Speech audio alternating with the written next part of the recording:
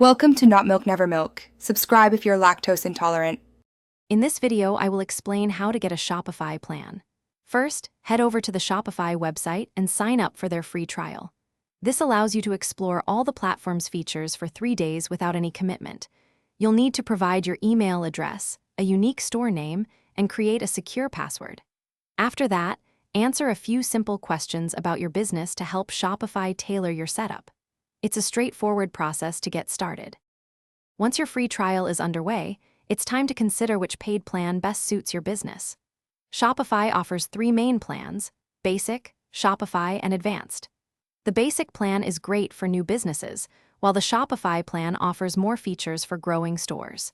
The Advanced plan is designed for larger enterprises needing extensive reporting and lower transaction fees. Carefully compare the features, pricing, and benefits of each to make an informed decision. After selecting your plan, you'll need to enter your business address and billing information to activate it. This is a crucial step to ensure uninterrupted service. Next, focus on setting up your store. This includes adding your products, customizing your store's appearance with a theme, and configuring your payment gateways. Make sure everything is in place and thoroughly tested before you launch your store to the public. With your plan active and your store set up, the final step is to launch your business.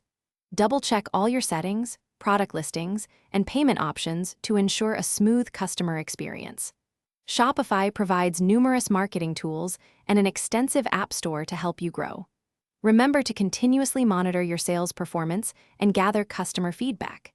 This iterative process will help you refine your offerings and achieve long-term success.